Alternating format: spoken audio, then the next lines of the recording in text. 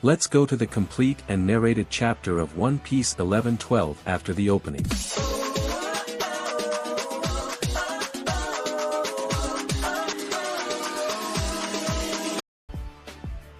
Hello everyone, welcome to the channel, and before the content of this video, don't forget to leave your like, subscribe to the channel, and activate the bell so you don't miss anything, and let's go to the video.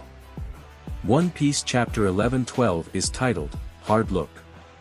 Cover story, the golden harvest of ogre child Yamato Kinemon gives some money to Yamato, we see her happy holding it in her hand, with hearts coming out in her smile.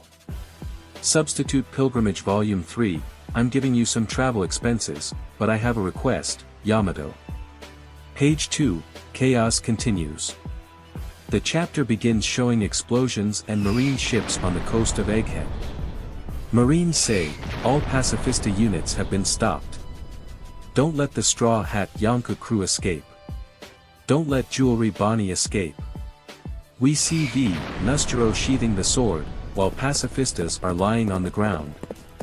Etebaran V. Nustero says, she's still just a 12-year-old child. Page 3. V. Nustero, entrusting a power that can destroy a country to a girl like this is a foolish betrayal, Vegapunk. Then we see the Gorosei leaving there, heading to another point. Now we see the giants. Kashiai says, let's hurry back to the ship. Oimo then says, looks like some dangerous fellows have arrived. As we see marine cannons firing and the Egghead buildings in the distance. The Marines say, don't let them sail away. Sink the Elbaf ship. Head for the northeast coast. Page 4. The scene shifts, and we see Vice Admiral Red Queen and Frankie, both preparing a punch. Frankie shouts, get out of our way. Red Queen replies, you shall not pass. The Vice Admiral uses a move called Vapor. And Frankie shouts. Strong right. Frankie manages to punch first. Red Queen shouts, Guho. Page 5. We see the fight in front of the giant's ship happening. Kuma is standing in the arms of the eldest giant. Jewelry Bonnie, who is in her adult form here, is also fighting, saying, I entrust my father to you, giants. Giant replies, you got it. We see Vice Admiral Pomsky, get ready. You idiot girl, Jewelry Bonnie. We won't hand over battle weapons to people like you. Oh sure. Then Bonnie touches Pomsky's face and turns him into a child and then kicks him in the face. Jewelry Bonnie shouts as she kicks, don't call my father a weapon. He's a hero, you fork-chinned idiot. Pomsky being kicked says, ah. I'm defenseless. Guillotine in the background, shocked by Bonnie's cruelty, says, what a brutal scene. Stop it. Bonnie is really kicking a baby's face. Page 6. Presentation box. Laboratory. On the transmission screen, Vegapunk is still having his coffee. Vegapunk then says, I can't even drink this Vega Cafe. It's too hot. I have a very sensitive tongue. Pythagoras then says, you're a bully, Shaka. You knew that, didn't you? We have 4 minutes left, Stella. Vegapunk, sip, sip. Too hot. Then we see Marcus Mars and York who took him to the control room. San Marcus Mars says, so this is the room. York replies, yes, there's no doubt it was recorded here in this room, but... Before finishing the sentence, Marcus Mars fires a laser beam in the room.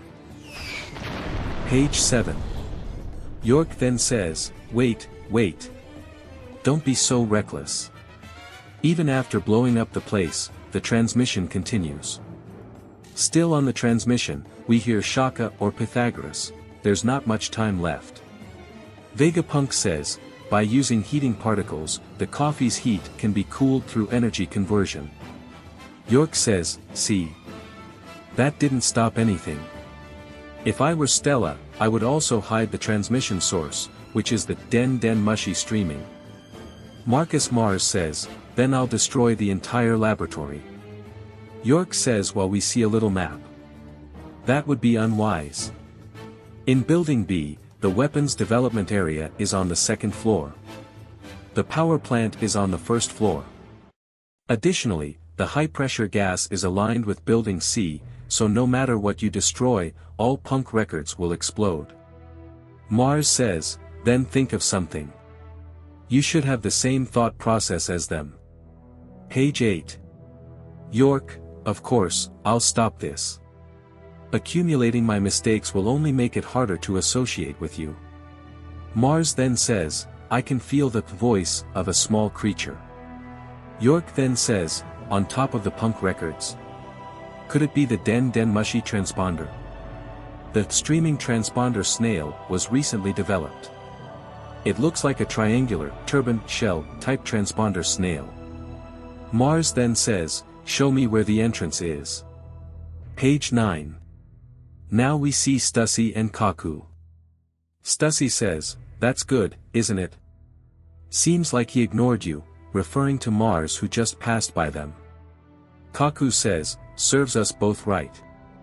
What was with that monster just now? Stussy says, judging by the conversation, he's one of the Gorosei. Kaku says, I thought so. What a scary appearance. Did they abandon you, Stussy? It's regrettable, even though you betrayed us. Stussy says, sorry to disappoint you, but I volunteered to stay here. Someone needs to take care of this final task. Page 10. We see Nami's group. Nami says, what? So we're leaving Stussy behind. Edison, we have no choice. Closing the barrier and escaping need to be done simultaneously. The border dome can only be deactivated in the control room. She volunteered. We should be grateful to her. Getting out of here safely will be our way of repaying that favor, don't you think? Nami says, of course, we'll do our best to escape from here, but... Robin says, but, honestly, the flight distance the Vega Force 1 should cover is... Edison says, you're absolutely right, Nico Robin. I calculated, but according to classical mechanics, the ship will definitely fall, 100%. Usopp says, what? Page 11. Usopp continues, hey. The preparation for the coup de burst is ready. When Zoro and the others arrive, we'll face the sea and make a super leap. If it seems like we can't make the jump, we're counting on your skill. Edison says, ahahaha. Your ship is amazing. I also like your, where there's a will, there's a way, approach to things. It's probably the power needed to produce miracles. But I'm a scientist. Edison then jumps away. Usopp shouts, what? Edison.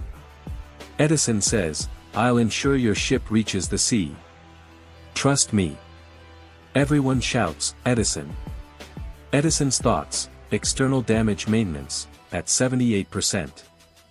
I can't die yet, here I go. Page 12 to 13. The scene shifts, we see many explosions. Marines say, there's a strong wind coming from inside the island. Wah! Then we see that it's Gorosei Jupiter who is sucking the giants and Luffy towards him. Dory says, this vacuum power is intense. Broggy says, I can't move forward. Luffy says, Ni. That son of a. If you're so hungry. Can't. Jupiter says, GVCKKK. Asterisk Luffy kicks a nearby building into Jupiter's mouth. He gets stuck in the Gorosei's mouth and Jupiter falls backwards. Page 14. Broggy says, Gabababa. That was thrilling. Luffy appears looking old and says, but... I'm tired. Dory says, eh? What happened, Straw Hat? You turned into a strange old man. Luffy says, my meal power ran out. Broggy says, meal? Want some Hakarl? Luffy says, huh? Hakarl? Note, Hakarl is fermented shark meat. It's a famous dish in Iceland. Luffy says, huh. What's that smell? Broggy says, it's fermented shark meat. It's Elbaf's emergency food. Gabababa. If you get used to the taste, it's quite delicious. Luffy eats but doesn't seem to like it much. Luffy says, but thanks to this, I'm feeling much better again. Luffy flexes his muscles.